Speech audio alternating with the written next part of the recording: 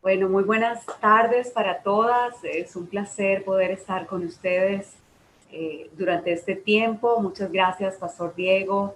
Eh, Qué bueno que podemos dejarnos examinar en esta tarde por el Señor. Y yo quisiera pedirles que tomáramos un momento, y si puedes ahí donde estás, cerrar tus ojos un momento y pedirle al Señor que sea el Señor el que te hable en este tiempo.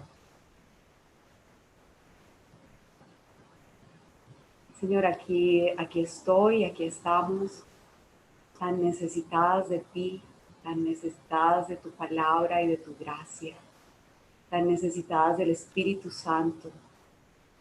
Y te necesitamos, te pedimos que vengas a nuestro rescate, que vengas, Cristo, a nuestro encuentro y que nos permitas aquietar nuestra mente, aquietar nuestro corazón y nuestro ser para poder escucharte a ti. Así te lo pedimos en el nombre de Jesús. Amén. Amén. Bueno, hay un video, ahí tres mujeres han preparado muy diligentemente algo para nosotras, entonces eso es lo que queremos ver en primer lugar. Ay, ayer salí tan cansada. Ojalá hoy alcance a terminar todos los pendientes, más lo que resulte hoy.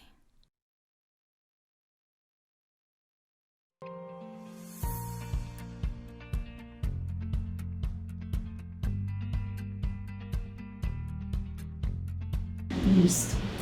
Esto quedó enviado ayer. Falta citar a los nuevos proveedores. La reunión para hoy, que es a las 9 de la mañana. Tener la propuesta, enviar el portafolio. Citar la reunión de la próxima semana. Ok.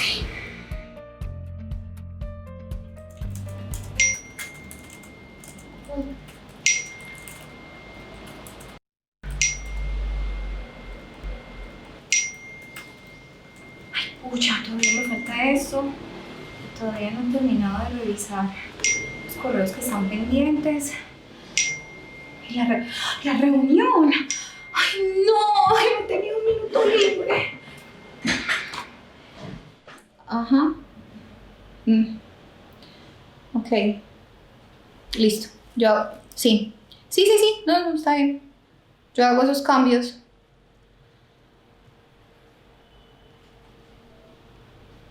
¿Cinco en total? Bueno, dale, sí. Quedamos pendientes. Feliz día, que estés bien. Lo mismo, hasta luego. Estoy aquí porque tengo muchas deudas. Pero si pudiera salir corriendo a unas vacaciones, saldría ya mismo.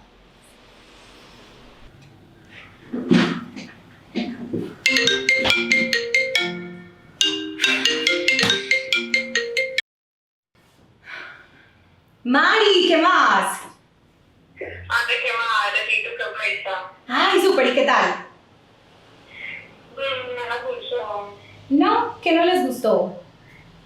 Nada, no nos gustó nada. Pues tenemos ahí como unos dos de cambios y unas historias, una estrategia que nos da por un ratito. Más o menos como en cuánto la necesitas. Por ahí una horita pues. Ah, sí, no, de una, dale, dale. Ya me siento. Bueno, gracias. Pensamos en eso, listo, de una. Chao. Chao. ¿Y será que algún día podré con aquello de la tolerancia a la frustración? ¡Qué frustración! Clientes como estos y todos son así. Terminé. Por fin me voy a descansar. No quiero saber de correos ni de nadie. Este fin de semana duermo hasta tarde.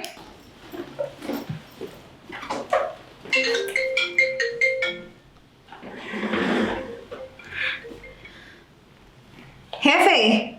André, hola querida, ¿cómo vas? Mira, salió una reunión urgente y necesito que estés, entonces hazme un favor y te quedas, va a ser larguita, entonces no sé, prepárate otro café y nos vemos pues ahorita querida, bye. Eso no puede ser cierto.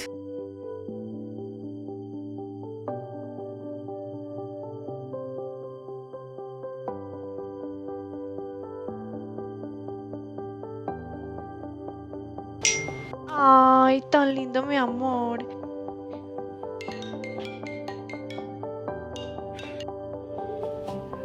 Ay, no.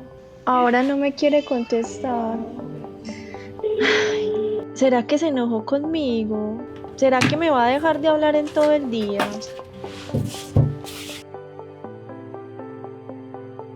Ya han pasado varias horas, pero no me quiere responder.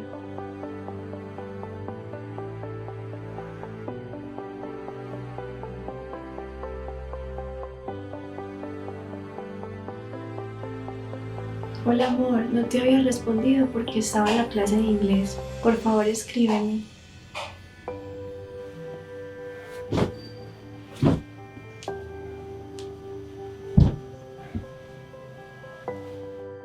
Ah, no, si él no me quiere hablar es su problema. Yo tampoco le voy a rogar.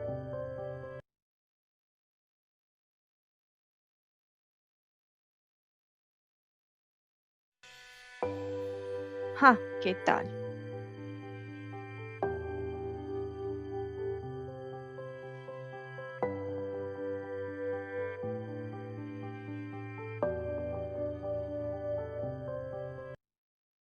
Buenos días, ¿cómo amaneció esta bebé?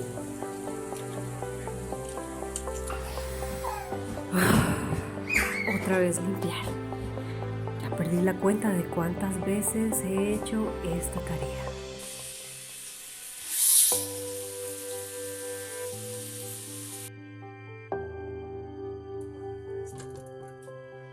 La mesa está lista, pueden pasar. Listo, chulito. 2 de 3. No, justo a la hora de hacer la siesta, la mamá. ¿Cuánto costará el lavaplatos? Y la instalación. Cuidado con la bebé. Natán, ¿qué es este desorden que tienes aquí? Venga.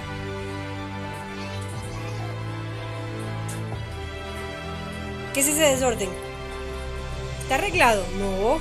Quien no te conoce que te compre.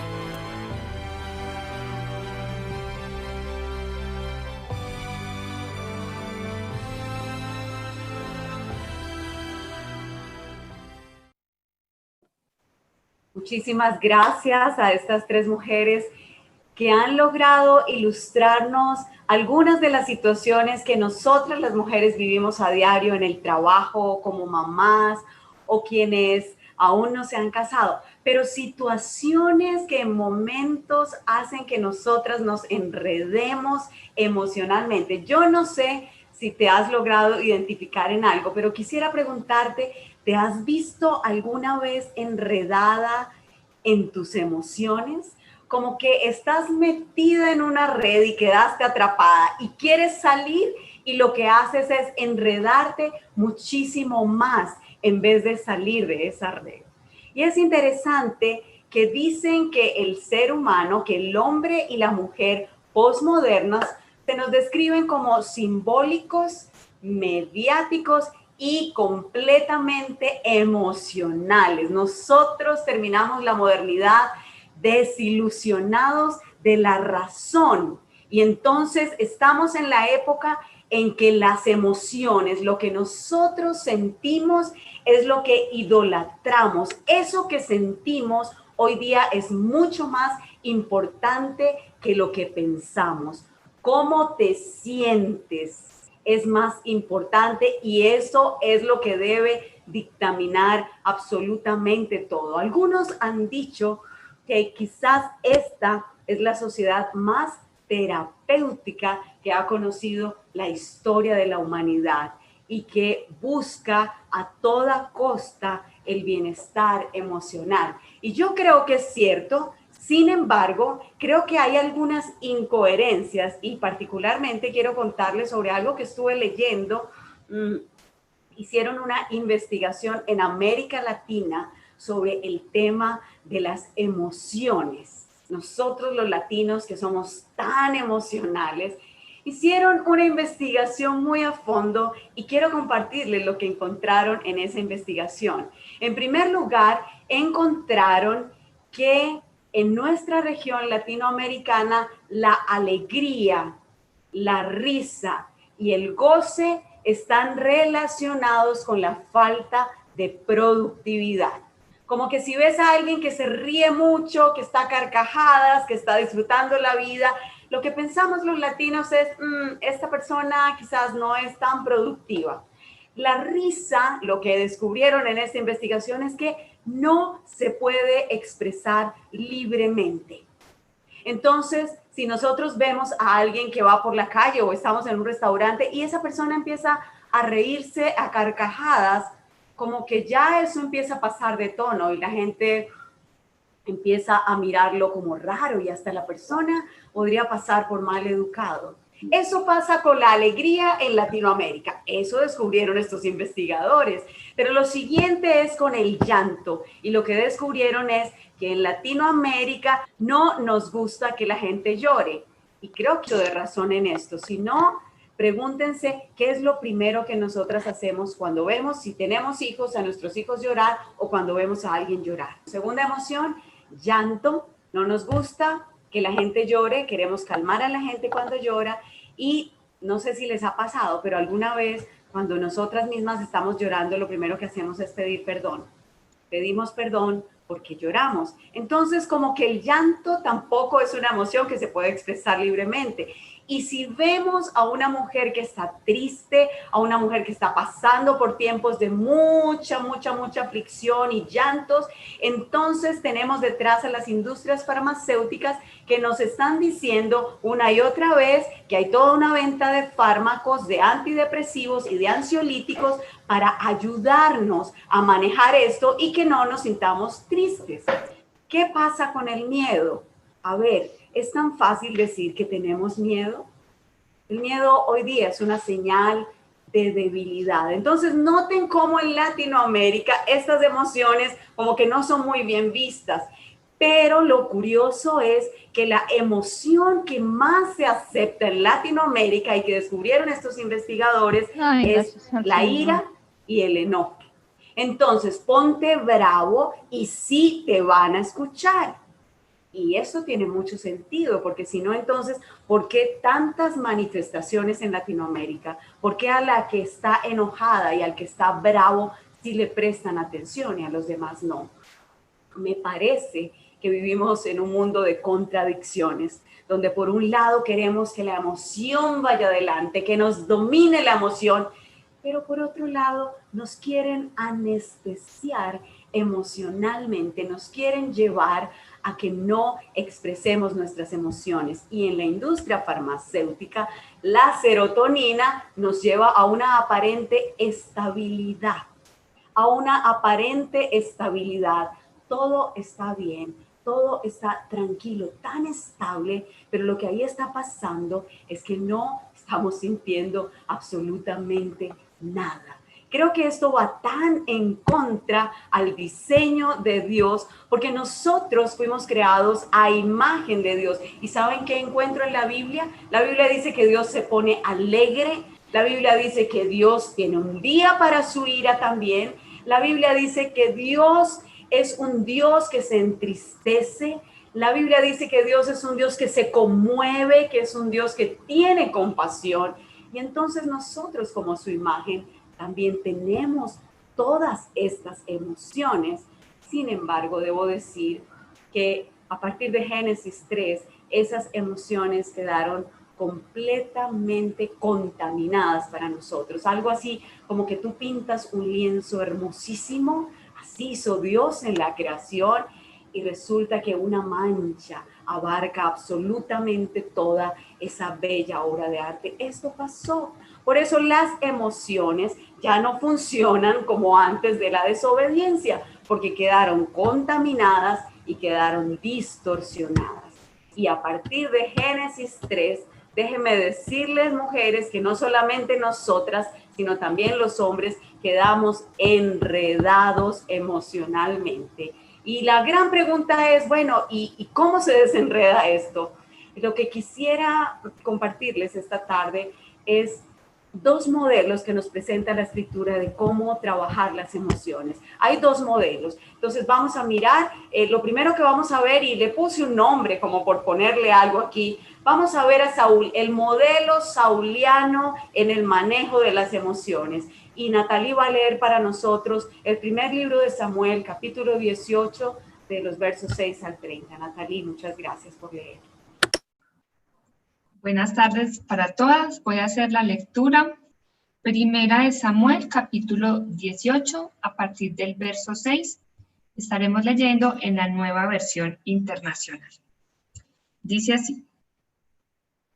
Ahora bien, cuando el ejército regresó, después de haber matado a David al filisteo, de todos los pueblos de Israel, salían mujeres a recibir al rey Saúl. Al son de liras y panderetas, cantaban y bailaban, y exclamaban con gran regocijo: Saúl mató a sus miles, pero David a sus 10,000. Disgustado por lo que decían, Saúl se enfureció y protestó: a David le dan el crédito por 10,000, pero a mí por miles. Lo único que falta es que le den el reino.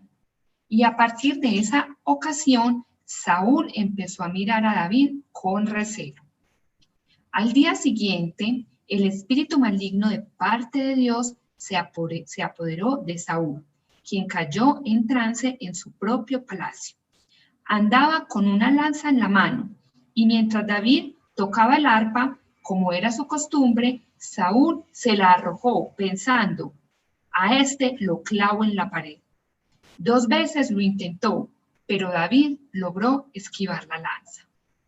Saúl sabía que el Señor lo había abandonado y que ahora estaba con David. Por eso tuvo temor de David y lo alejó de su presencia, nombrándolo jefe de 1,000 soldados para que dirigiera al ejército en campaña. David tuvo éxito en todas sus expediciones porque el Señor estaba con él. Al ver el éxito de David, Saúl se llenó de temor, pero todos en Israel y Judá sentían gran aprecio por David, porque él los dirigía en campaña.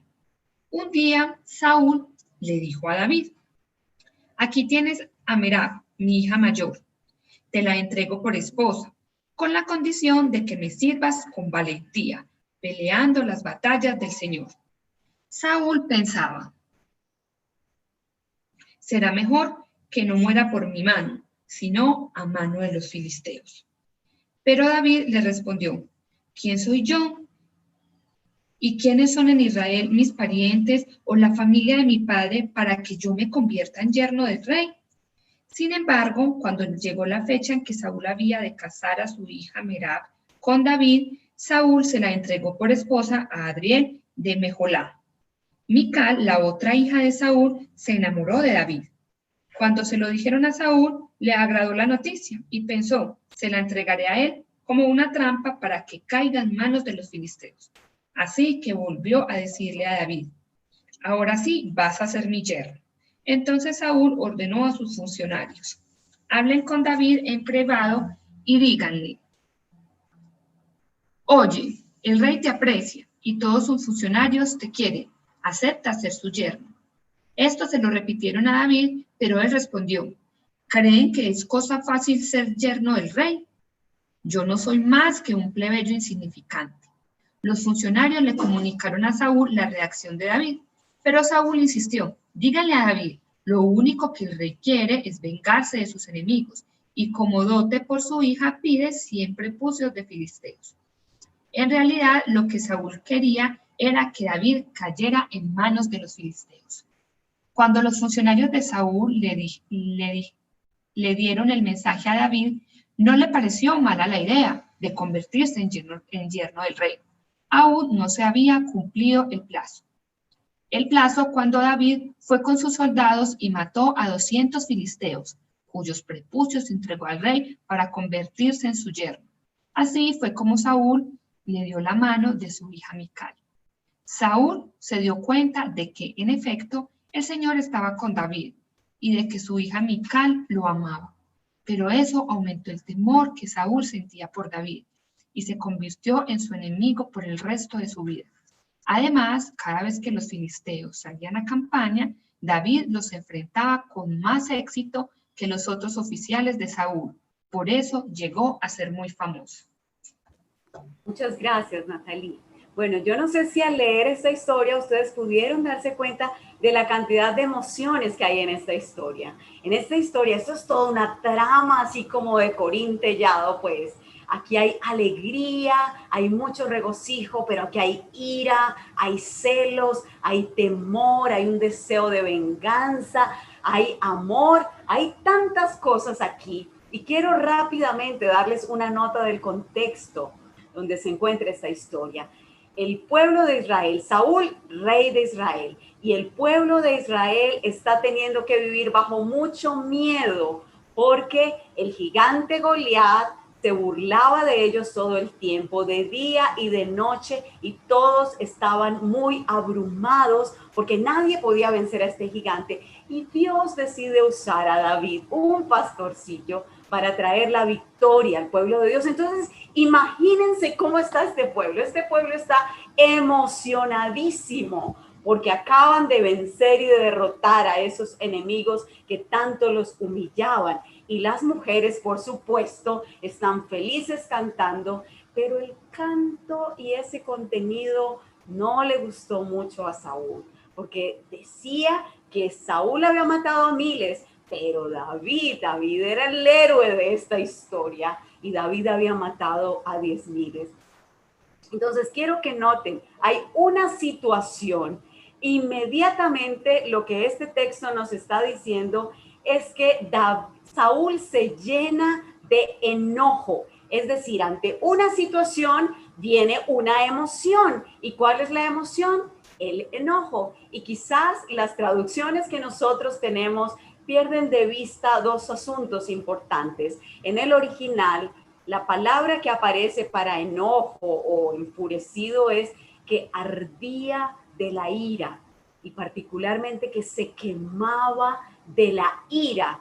Y lo que dice a continuación no es tanto como dice la Nueva Versión Internacional que David protestó, otras versiones dicen que David pensó, otras versiones dicen que David dijo. En el original aparece que David se habló a su corazón y lo que viene a continuación es lo que él se dijo, es decir, Saúl en medio de esta emoción de ira por una situación empezó a hablarse a sí mismo. Y noten que aquí encontramos algo que es muy particular, pero que la Biblia nos deja ver que pasa en el ser humano, y es que todos nosotros sostenemos un diálogo interno continuo. Me encanta Martin Lloyd-Jones y voy a desarrollar algunos pensamientos de él en esta charla. Él dice que la persona con la que tú más hablas no es con tu mejor amiga, no es con tu esposo, no es con tu mamá, ni siquiera es con tu jefe o con tus hijos. La persona con la que más hablas es contigo misma. Y yo no sé si a ti te pasa, yo debo confesarles con mucha vergüenza que yo dejo expresarme en mis gestos cuando estoy hablando sola. Y hablo muchas veces en voz alta y ya en mi casa me conocen y a mí me dice, mami, ¿qué estás hablando? ¿Con quién estás hablando? Estoy hablando conmigo. Y esto es lo que sucede aquí con Saúl. Quizás algunas ocultamos esas prácticas para no hacerlas reír de otros, pero eso pasa continuamente, nos estamos hablando. Ahora, ante una situación en la que salta una emoción, ¿qué es lo que se dice Saúl? Lo que se dice Saúl es muy importante para el desarrollo de esta trama bíblica. Saúl empieza a reafirmar, la gente me está comparando, estoy parafraseando, ¿ok? Y en esa comparación yo estoy saliendo mal librado. La gente está apreciando más a David, la gente lo prefiere a él, ya no me valora lo suficiente y como lo ama más a él, con ese amor podrían llevar a que le den el reino. ¿Ustedes se dan cuenta cómo es este modelo sauliano? Una situación, viene la emoción y aquí vino el alimento para el corazón de Saúl. Saúl se olvidó que acababan de librar una batalla tenaz, un momento difícil y no ve la victoria de Dios, sino que se deja nublar por su emoción y alimenta su emoción. Y miren, no pasa ni un versículo cuando ese hombre empieza a actuar de acuerdo a esa emoción. Es tan, pero tan impulsivo Saúl. Y yo me preguntaba, bueno, ¿qué era lo que había detrás de esa emoción de Saúl, detrás de esa ira? Y yo creo que mucho del texto, el autor es generoso al permitirnos ver qué era lo que había. Si ustedes notaron, y si no, háganlo en su casa, vale la pena estudiar este texto, la palabra éxito en David apareció 4 veces. El hecho de que David era amado por los demás aparece frecuentemente en nuestra historia, y la expresión de que el Señor estaba con David. ¿Se dan cuenta que esa ira de Saúl está conectada con otros asuntos que están pasando en el corazón de él? Miren, si hay algo que se deja ver en la historia de Saúl, es que Saúl deseaba ser un hombre muy amado y muy aceptado. La pregunta es, ¿está mal que yo quiera ser amado o aceptado? No. Está mal cuando ese anhelo de ser amado y aceptado se convierte en un eje central de la vida. Si ese es el mayor deseo en una persona, entonces tengo que decirles que el corazón saldrá como fiera a defender ese deseo y que nada lo destrone. Y a Saúl, cuando ustedes leen el capítulo 13 del primer libro de Samuel, ya el deseo de ser amado y aceptado lo estaba dominando.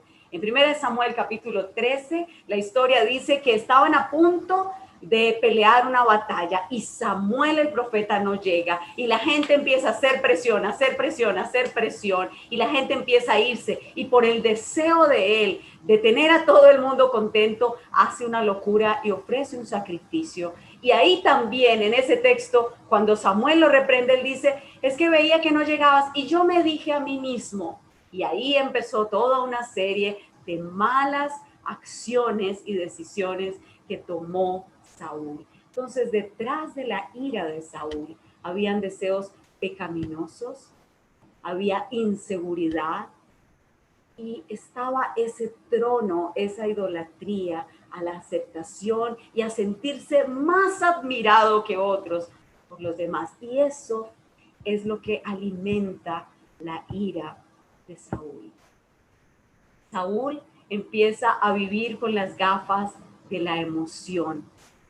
Todo de aquí en adelante, si ustedes se dan cuenta y leen el resto, todo lo escucha, todo lo ve y todo lo vive bajo esa emoción.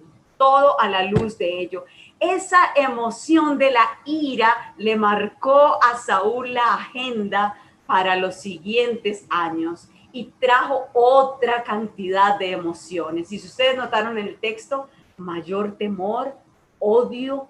Los capítulos siguientes en la vida de Saúl están llenos de manipulación, de astucia y están llenos de violencia. Emoción tras emoción desenfocó lo que realmente él debía estar haciendo. Ahora, ¿qué nos enseña esto de las emociones? Queridas mujeres, nos enseña que la emoción es sencillamente el reflejo de algo que está pasando detrás, algo que hay en el corazón, algo que el corazón ama y que el corazón valora. Y déjame ponerte algunos ejemplos. Si tú odias el aborto, es porque tú amas profundamente la vida.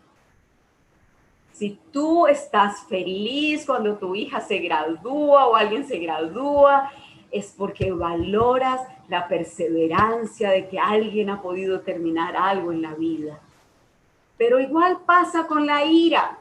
Si tú tienes ira porque acabas de comprar un carro y por X o Y razón alguien lo choca y sale esa ira, es porque amas tanto ese carro que la ira sale a la defensa. Y creo que en ese punto nosotros estamos muy, pero muy distorsionados, porque yo no he visto todavía la primera persona que está llena de ira y que sale a la calle con ira porque ve que los niños están en los semáforos vendiendo y sus padres los están usando y los están manipulando, porque no amamos profundamente esa justicia. Y entonces nosotros reaccionamos y nos paramos frente, porque detrás de nuestro corazón hay algunas cosas que amamos demasiado. Yo tengo que darles esta tarde una mala noticia, algunas ya la conocen, para otras es la primera vez que escucharán esta mala noticia. Si las emociones reflejan lo que hay en el corazón, tengo que decirles lo que la Biblia dice acerca del corazón. Jeremías 17:9 dice que el corazón nuestro es engañoso, es perverso, más que cualquier otra cosa. Y Jesús dijo en Marcos 7, del 21 al 23, que dentro del corazón salen malos pensamientos, adulterios, fornicaciones, homicidios, hurtos, avaricia, maldades, engaños, envidia, soberbia, insensatez. Todo esto sale del corazón. Así que déjame decirte que si ese personaje que acaba de escribir la Biblia es el que dicta nuestras emociones, la palabra que debemos decir para este evento no es que estamos enredadas, es que estamos ahogadas y que todas tenemos un problema cardíaco. Mujeres, el modelo sauliano es: sigue tu corazón, escucha tu corazón, ve adelante con tu corazón. Pero ¿cómo vamos a seguir el consejo de un personaje tan engañoso y tan perverso como nuestro corazón? Miren, esto es tan loco como que tú vayas a la cárcel y pidas que salga la persona que malversó fondos y robó a los pobres, y te sientes con esa persona porque quieres pedirle consejo de cómo vivir en integridad financiera y cómo manejar íntegramente los fondos de otros. ¿No les parece que es una locura?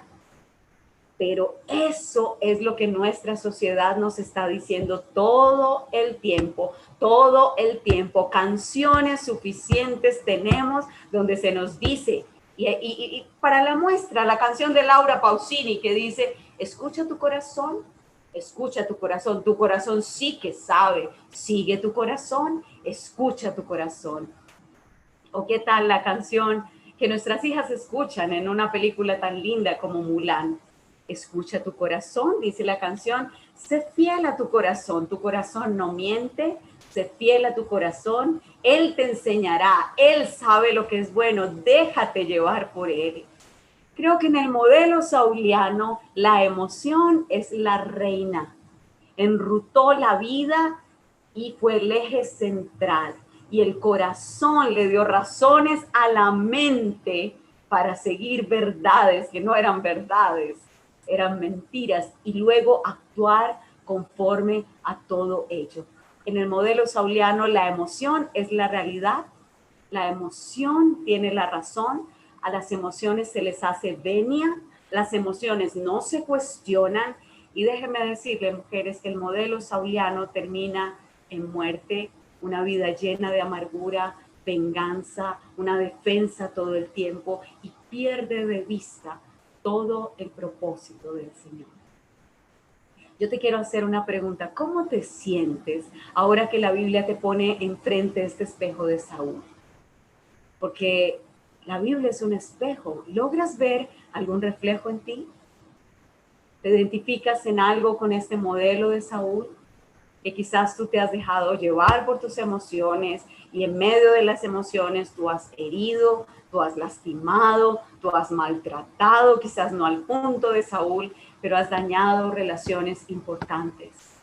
Y has estado enfocada en un servicio a las emociones y continuamente vives en un mar de emociones de aquí para allá, llevada por el viento, y no logras tener un ancla. Y hay tanta inestabilidad en la vida y ya a estas alturas te sientes cansada y agotada.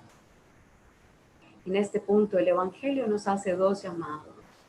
Y el primer llamado es: arrepiéntete, arrepiéntete. Pide perdón al Señor primeramente por los daños que has causado. Pero lo siguiente que el Evangelio nos dice es: necesitas un nuevo corazón. El Evangelio nos dice, cuestiona tu corazón, sospecha de tu corazón es engañoso, no sigas los deseos de tu corazón. Y la Biblia nos deja esta historia y otras más para ilustrarnos lo que nos sucede a nosotros cuando nos dejamos guiar por el corazón. Segundo modelo que yo quisiera enseñarles en esta tarde, le he puesto el modelo salmódico en el manejo de las emociones. Y quisiera otra vez pedirle a Natalie si puede leer para nosotras el Salmo 42. Listo, leo para todas Salmo 42, nuevamente en la versión NBI, Nueva Versión Internacional. Al director musical, Maskil de los hijos de Coré. Cual siervo jadeante en busca de agua, así te busca, oh Dios, todo mi ser. Tengo sed de Dios, del Dios de la vida. ¿Cuándo podré presentarme ante Dios? Mis lágrimas son mi pan de día y de noche, mientras me echan en cara a todas horas. ¿Dónde está tu Dios? Recuerdo esto y me deshago en llanto. Yo solía ir con la multitud y la conducía a la casa de Dios. Entre voces de alegría y acciones de gracias, hacíamos gran celebración. ¿Por qué voy a inquietarme? ¿Por qué me voy a angustiar? En Dios pondré mi esperanza y todavía lo alabaré. Él es mi Salvador y mi Dios. Me siento sumamente angustiado.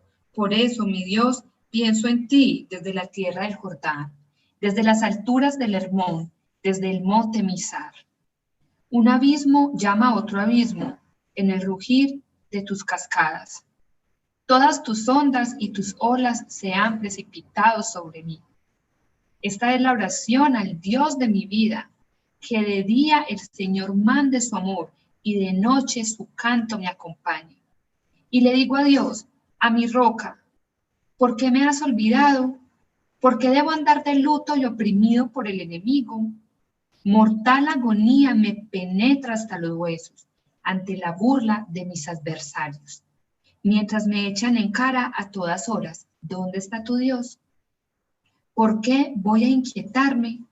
¿Por qué me voy a angustiar? En Dios pondré mi esperanza y todavía lo alabaré. Él es mi Salvador y mi Dios. Muchas gracias, Natalie. Aquí tenemos el segundo modelo y debo decirles, los salmos son cantos, los cantos que entonaban el pueblo del Señor. Y en los salmos tenemos 150 canciones que nos hablan de emociones. No hay una emoción que no aparezca en los salmos. Y Calvino solía decir sobre los salmos que eran la anatomía del alma. Y miren, yo alabo al Señor y adoro al Señor, que el Señor nos dejó un conjunto de cantos para guiar las emociones del pueblo de Dios. ¿Quieres saber más sobre las emociones? Quiero desafiarte a que estudies los salmos. Si quieres leer, sumérgete, vas a encontrar allí alegría, angustia, miedo, regocijo, desasosiego, irritabilidad, envidia, perturbación.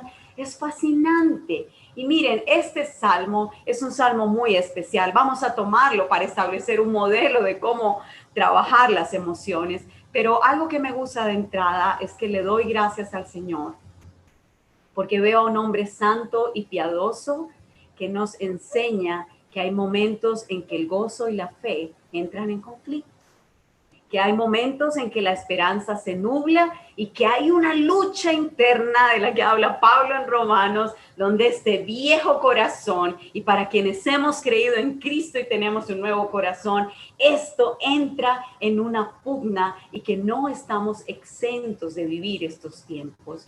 ¿Cuál es la situación externa del salmista? Por lo que nos dice en el Salmo, está viviendo un tiempo de opresión, está en un ambiente hostil, está recibiendo burlas e insultos, está lejos del templo, los adversarios se burlan de él, le echan en cara dónde está Dios, está en una situación totalmente opuesta a la de Saúl y se siente solo. Y en ese momento, en medio de esa situación, llega la emoción. ¿Se dan cuenta?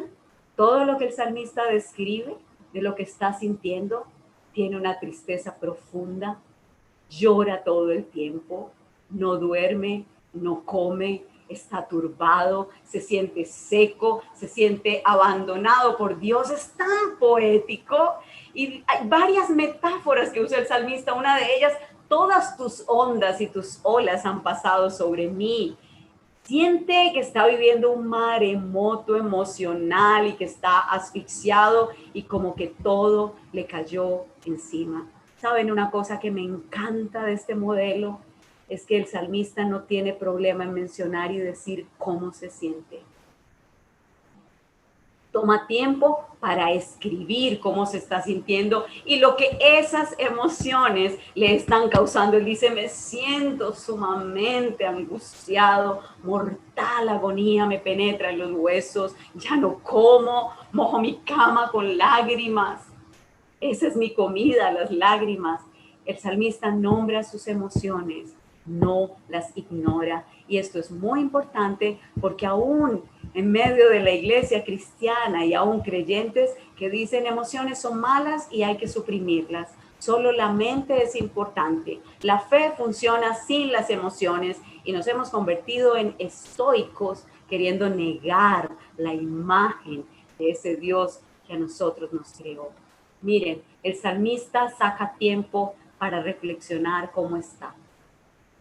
Pero debo aclarar que lo que está haciendo no es una introspección. Él está examinando su corazón con el Señor. Y debo aclarar esto, porque alguna de ustedes podría pensar que es una introspección. Y la introspección es pecaminosa, porque nos lleva a la morbidez y hace que se vuelva eso el centro y no el Señor. Pero lo segundo que me llama la atención es que en medio de su situación emocional, él no quiere estar con absolutamente nadie, él quiere estar con el Señor. Estaba viendo a Liana cómo hacía el gesto de la expresión del ciervo que jadea por las aguas. Es que este hombre está desesperado por estar en ese momento en que está viviendo este maremoto emocional con el Señor. Extraña al Señor, está triste, sabe que solo podrá pasar este momento si está con el Señor. Y miren, otra cosa, en tercer lugar, el salmista empieza a hablarse a sí mismo. ¿Se dieron cuenta?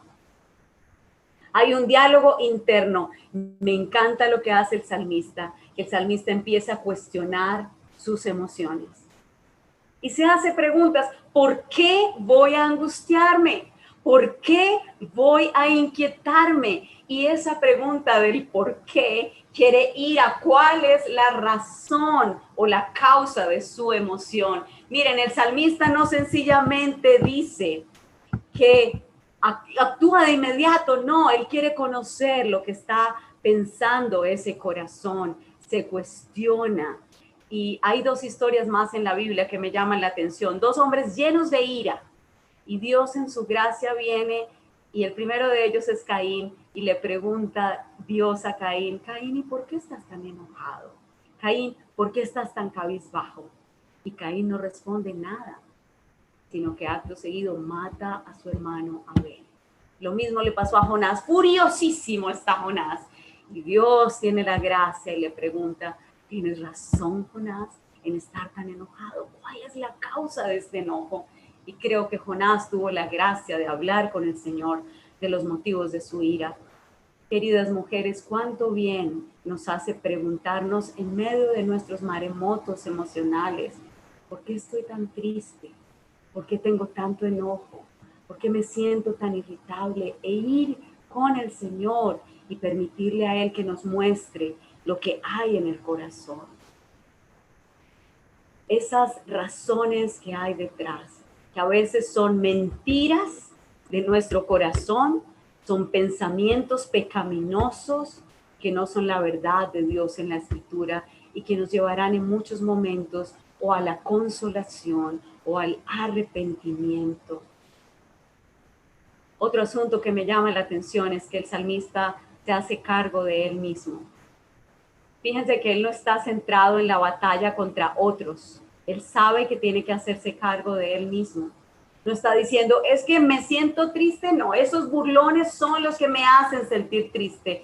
Porque yo no sé si has escuchado esa expresión, yo la escucho muy a menudo. Es que tú me haces enojar, es que tú haces que yo pierda la compostura. No, el salmista está diciendo, miren, el asunto es mío. Yo soy el del problema, yo lo tengo adentro. Esta es otra parte que me llama la atención del salmista. En quinto lugar, el salmista recuerda, trae a la memoria la fe, trae a la memoria quién es su Dios. No permite que sea ese corazón perverso el que le hable, sino que Él se adelanta y le habla el corazón de la fe que ha conocido. Y aquí vemos que el lugar de la mente es supremamente importante y el salmista nos muestra la necesidad de traer a nuestro pensamiento y centrar nuestro pensamiento en las verdades del Señor. Pienso en ti, Dios, desde Hermón hasta el monte de Mizar. Dios es el Dios de su vida, Él es roca, Él es salvación, Él es Dios de toda misericordia, Él es el Dios que trae un canto, que está con Él y que lo acompaña. Centra su pensamiento en el carácter de su Dios. Hay una ganancia tan preciosa de poder vivir cada emoción en la presencia del Señor, de rogarle a Él que nos enseñe a cuestionarnos. Y yo les pregunto, ¿qué de todo lo que has escuchado en este modelo salmódico te cuesta tanto? Y podrías decir, yo no busco al Señor, yo no empiezo con el Señor, sino conmigo, lo cual ya vimos que es muy peligroso. Yo no cuestiono mis emociones, yo no les pregunto el por qué, yo actúo de inmediato, estilo modelo sauliano. No me hablo a mí misma y traigo a la fe las verdades de la fe al corazón, sino que dejo que el corazón me hable. No saco tiempo para el Señor, no centro mi mente en la verdad del carácter de Dios.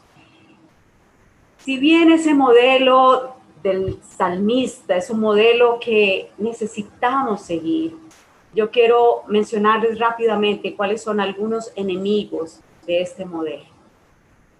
Y el primer enemigo es el Dios productividad, que en este tiempo nos dice somos máquinas y necesitamos producir. Y no tenemos tiempo para parar. Parar para reflexionar es perder el tiempo. Y nos olvidamos que el Señor claramente nos dijo, 6 días trabajarás, 1 vas a descansar y ese día vas a reflexionar y ese día vas a recordar a tu Dios. Y nosotras vivimos una loca carrera, todo el tiempo ocupadas, con los hijos, con la casa, con el estudio, con los amigos y no hay tiempo para reflexionar. Pero aminorar el ritmo de vida para enfocarnos en nuestra relación con el Señor y pedirle que nos examine, será una bendición para nuestra vida y para todos los que están alrededor de nosotras. El segundo enemigo de este modelo es la poca palabra del Señor que atesoramos en nuestro corazón y el evangelio tan superficial que estamos escuchando en este tiempo. Y necesitamos volver a la palabra y llenar y saciar nuestra alma y memorizar los textos bíblicos. El tercer enemigo de este modelo es nuestra rebelión en nuestro diseño como mujeres. Esta sociedad cada vez quiere eliminar mucho más el tema del género. Esta sociedad le parece terrible, ¿cómo así que las mujeres tenemos que vivir cambios hormonales? ¿Cómo así que las mujeres queremos esto? Y nos quieren imponer a nosotras las mujeres que no podemos sentir absolutamente nada. Ahora, no estoy justificando nuestras conductas pecaminosas en esas épocas mensuales, pero necesitamos aprender a reconocer, Dios nos diseñó como mujeres tenemos algunos cambios hormonales que nos afectan muchísimo y necesitamos entonces reconocer esto. Miren, yo tenía una mujer que me buscaba cada tanto tiempo y llegaba con historias que cada vez que llegaba me decía que había tomado decisiones de dejar la casa, el esposo, el trabajo, los hijos, el país. Y por un tiempo empecé a sospechar algo y le dije, mira, vamos a hacer una cosa, vas a tener tu calendario, empieza a escribir en tu calendario cada cuánto es que te da como ese anhelo de tomar estas decisiones tan radicales. Y después de un tiempo nos sentamos a mirarlo cada 28 días. Ella quería tomar esas decisiones. Porque cuando aprendemos a conocernos nos damos cuenta que hay épocas en que estamos más sensibles y necesitamos aprender a conocernos.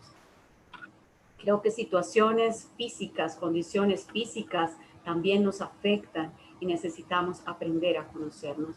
Y lo último, el último enemigo de este modelo es la fortaleza que este mundo predica a diario.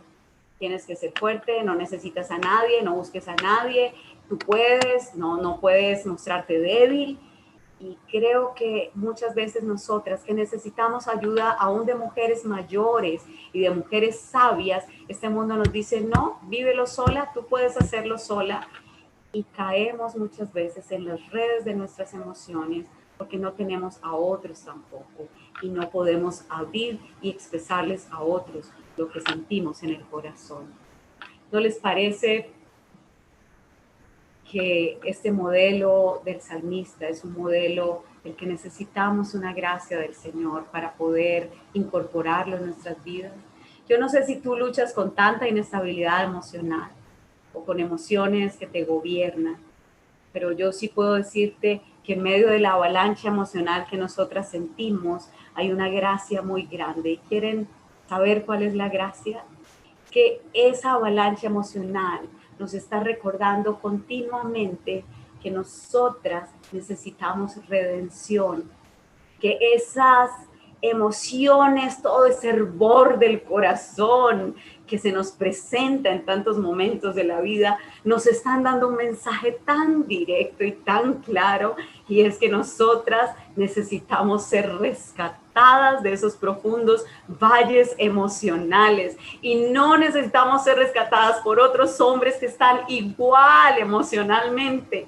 Nosotras necesitamos ser rescatadas por el hombre que decidió venir a esta tierra y modeló la verdadera imagen de Dios, lleno del Espíritu Santo, dominado por ese Espíritu Santo, controlado por ese Espíritu Santo, y vivió las emociones correctamente. Y ese hombre se llama Jesús, Dios, el Hijo de Dios.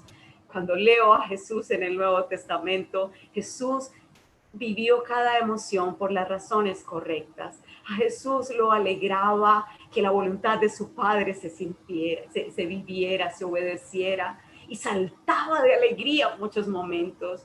A Jesús lo hizo llorar, ver la realidad del pecado y el quebrantamiento de las relaciones. Jesús vivió angustia. Jesús fue conmovido a compasión, y la razón por la que fue conmovido es porque vio gente que no tenía quien la guiara y quien la liderara. Jesús tuvo ira en el templo porque sabía que Dios no era el centro y que se había vuelto un negocio. Entonces Jesús vivió cada emoción en una manera tan apropiada, tan justa, y es el único que puede rescatarnos a nosotras. Y yo quisiera aquí hacer dos invitaciones. En primer lugar, si tú estás conectada por primera vez, si quizás alguien te invitó en esta tarde para que escucharas de este tema de las emociones, mira, no es suficiente con que quieras aprender a cómo tratar las emociones, necesitas un cambio de corazón. Y el único que puede cambiar tu corazón se llama Cristo Jesús. Si hoy vienes a Él, si te arrepientes y si reconoces que necesitas un cambio urgente de corazón.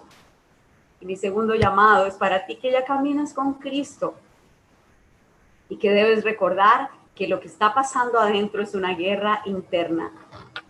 Que tu vieja naturaleza está batallando con esa nueva naturaleza y necesitas caminar a la luz de la nueva vida que se te ha otorgado, y necesitas caminar bajo el control del Espíritu Santo que ya mora en ti, que puede con su poder controlar ese tormentoso corazón. Hay un pasaje en Ezequiel con el que quiero terminar, Ezequiel 36, un regalo que Dios dice que es una promesa para el pueblo. Los limpiaré de todas sus impurezas e idolatrías. Les daré un nuevo corazón y les infundiré un espíritu nuevo.